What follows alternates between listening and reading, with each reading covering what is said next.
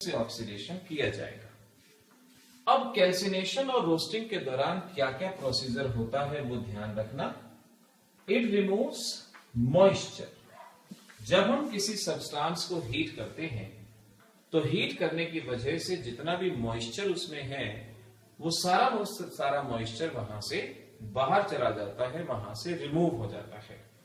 तो दोनों ही प्रोसेस में पहला काम होगा मॉइस्चर का रिमूवल, दूसरा काम होगा सल्फर की इंप्योरिटी अगर होगी वो बाहर चली जाएगी, आर्सेनिक की इंप्योरिटी, फास्फोरस की इंप्योरिटी, ऐसी इंप्योरिटी ऑक्साइड की फॉर्म में रिमूव हो जाएगी।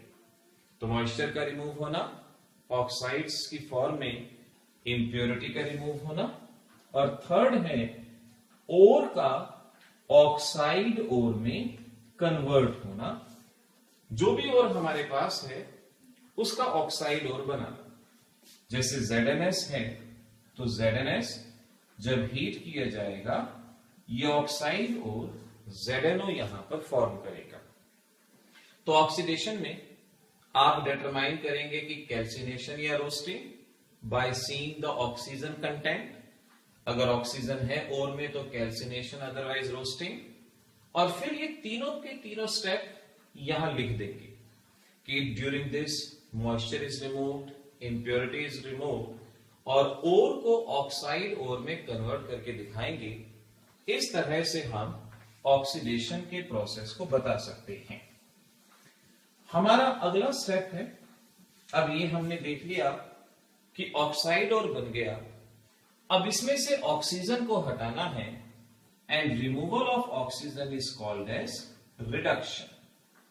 तो एक्सट्रैक्शन का अगला स्टेप हुआ reduction. Now the next step is reduction. Reduction का मतलब है removal of oxygen from the ore. कई तरह के प्रोसेस इसमें इस्तेमाल होते हैं, स्मेल्टिंग, हाइड्रोजन, एल्यूमिनोथर्माइट एटसेट्रा। हम जिस मेजर प्रोसेस का इस्तेमाल करते हैं वो है स्मेल्टिंग।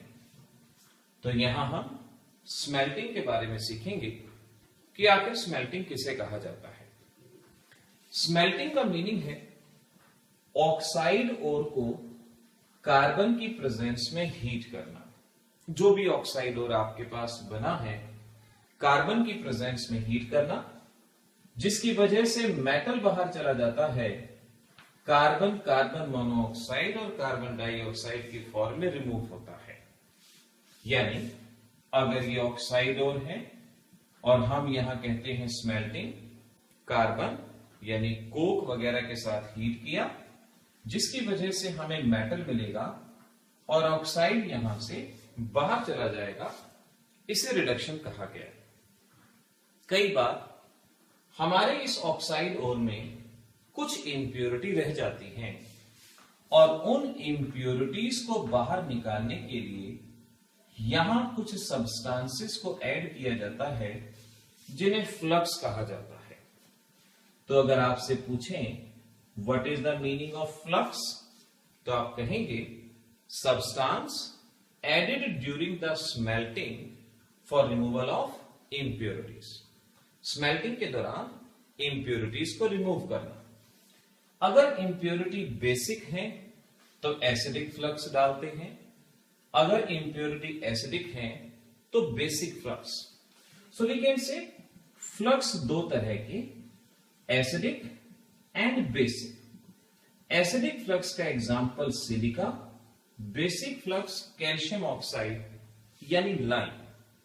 तो एसिडिक फ्लक्स बेसिक इंप्योरिटी को हटाएगा और बेसिक फ्लक्स एसिडिक इंप्योरिटी को हटाएगा, और इन दोनों के कॉम्बिनेशन से बनता है स्लैग जो इंप्योरिटी को बाहर निकाल देता है। तो इस तरह से हम ऑक्साइड ओर की रिडक्शन कर सकते हैं। यहां पर दो क्वेश्चन लिख लेना है आपने। Now question number 1 is what is the role of silica linings during copper extraction. What is the role of silica linings during copper extraction.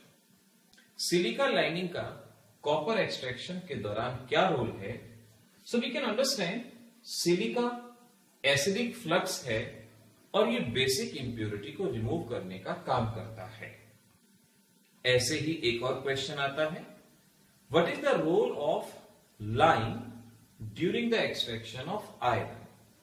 What is the role of lime during the extraction of iron? So we can understand lime basic flux की तरह act करता है और acidic impurity को बाहर निकालने का काम करता है। तो इस तरीके से हम अपने इस प्रोसेस को ध्यान रखेंगे। हमें याद रखना है, पहला step crushing and pulverisation, concentration अपने आप डिसाइड करेंगे किस तरह से होगा। ऑक्सीडेशन में बताया, अगर आपके ओर में ऑक्सीजन है तो कैल्सिनेशन, ऑक्सीजन नहीं है तो रोस्टिंग, रिडक्शन स्मेल्टिंग के जरिए। स्मेल्टिंग में हम ऑक्साइड ओर को कार्बन के साथ हीट करते हैं। इस दौरान यहां पर फ्लक्स डालते हैं। फ्लक्स इंप्योरिटी को स्लैग की फॉर्म में बाहर निकालता है, इसे स्मेल्टिंग कहा जाता है। आपके होमवर्क के लिए एक छोटा सा मैं टॉपिक दे रहा हूं, what is meant by aluminothermite process. आपने इसकी डेफिनेशन को अपनी बुक्स के थ्रू लर्न करने की कोशिश करनी है। एल्यूमिनोथर्माइट प्रोसेस का मीनिंग क्या है? देखिए, बुक रीडिंग की आदत होनी चाहिए। आप बुक पढ़ेंगे, कुछ नई बातें देखने को मिलेंगी, सोचने को मिलेंगी। अगर आप 10 लाइनें पढ़ेंगे तो कम से कम 2-3 नई डेफिनेशन आपको जरूर लर्न होंगी, आपको जरूर याद होंगी। और मेरी भी इच्छा है कि आप कुछ ना कुछ बुक में से भी पढ़ें, बुक में से भी सीखें। तो आपके बुक में सीखने के लिए मैंने यहां क्वेश्चन छोड़ा है, what is meant by aluminothermite process, ये हमें पहचानना है। एक्सट्रैक्शन का लास्ट स्टेप है रिफाइनिंग। अभी तक हम कंसंट्रेशन, ऑक्सीडेशन, रिडक्शन वगैरह के बारे में बहुत अच्छे से सीख चुके हैं। लास्ट स्टेप है रिफाइनिंग। रिफाइनिंग का मीनिंग है, यहां पर जो भी मेटल हमारे पास ऑब्टेन होता है उसे हाईएस्ट लेवल तक प्यूरिफाई करना। अगर कोई इंप्योरिटी अभी भी इसमें बची है उसे यहां से रिमूव करना।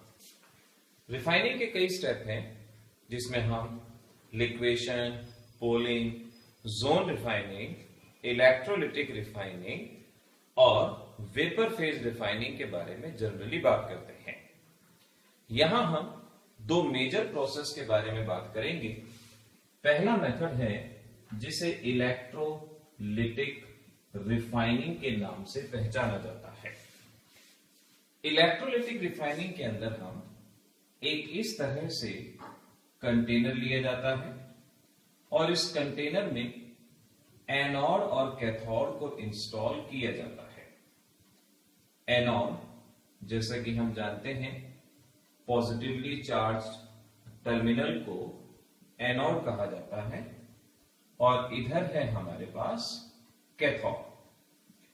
ना यहां पर एक बात याद रखने की है, समझने की है कि जो भी मेटल इम्प्योर स्टेट में हमारे पास बचा है उस इम्प्योर मेटल का बनाएंगे हम एनोड। अगर कॉपर मिला है तो इम्प्योर मेटल का बनेगा एनोड और उसी की एक प्योर स्ट्रिप हम लेंगे और उसे बनाएंगे कैथोड। सपोज अगर आप कॉपर की रिफाइनिंग कर रहे हैं तो इम्प्योर मेटल जो ऑब्टेन हुआ एनोड बनेगा और एक प्योर कॉपर की वायर को हम कैथोड बनाएंगे और एक सूटेबल इलेक्ट्रोलाइट यहां पर कंसीडर किया जाएगा। नाउ सपोज मैं मान लेता हूं ये कॉपर है। अब जैसे ही इलेक्ट्रिसिटी पास की जाएगी तो हमें ध्यान रखना है, हमें पता होना चाहिए एनोड पे ऑक्सीडेशन होता है। यहां से कॉपर का ऑक्सीडेशन होगा, कॉपर अपने इलेक्ट्रॉन का लॉस करेगा और ऑक्सीडाइज होके सॉल्यूशन में माइग्रेट करेगा। इम्प्योर सैंपल में से कॉपर ऑक्सीडाइज होके सॉल्यूशन में आएगा। कैटायन कैथोड की तरफ माइग्रेट करेगा और कैथोड पे हम जानते हैं रिडक्शन होता है। ये कॉपर आयन इलेक्ट्रॉन गेन करेंगे और इस तरह से यहां पर धीरे धीरे कॉपर डिपॉजिट होता जाएगा, प्योर मेटल डिपॉजिट होता जाएगा। तो इस तरीके से कोई भी इम्प्योर मेटल मिला हो, एनोड बना के उसकी प्योर स्टेट को कैथोड बना के हम इस प्रोसेस को करवाएंगे और प्योर मेटल हमें कैथोड पे डिपॉजिट होके मिलता जाएगा। जैसे जैसे समय बीतेगा एनोड कंज्यूम होता जाएगा और जो भी इंप्योरिटी होगी वो इंप्योरिटी एनोड मड की फॉर्म में यहां पे डिपॉजिट हो जाएगी। तो एनोड मड क्या हो गया? इंप्योरिटी जो इस मेटल के साथ कनेक्ट थी वो एनोड मड की फॉर्म में यहां कनेक्ट हो जाएगी। ये था हमारा इलेक्ट्रोलिटिक रिफाइनिंग का process. Most of the case में इस प्रोसेस का इस्तेमाल किया जाएगा और इस प्रोसेस से ही रिफाइनिंग की जाएगी। दूसरा मेथड है vapour phase refining. Vapour phase refining, vapour phase का मीनिंग है कि एक इम्प्योर मेटल मिला, हम उसे किसी वोलेटाइल कंपाउंड में कन्वर्ट करते हैं और उस वोलेटाइल कंपाउंड को कहीं और कलेक्ट करते हैं। इंप्योरिटी पीछे रह जाती है, वोलेटाइल कंपाउंड को कहीं और कलेक्ट किया और फिर उसमें से मेटल को बाहर निकाल लिया जाता है। ये दो टाइप का है। पहला है मॉन्स प्रोसेस। एग्जाम में इनके ऊपर शॉर्ट नोट आता है। This is Mond's process. Generally nickel के लिए ये किया जाता है।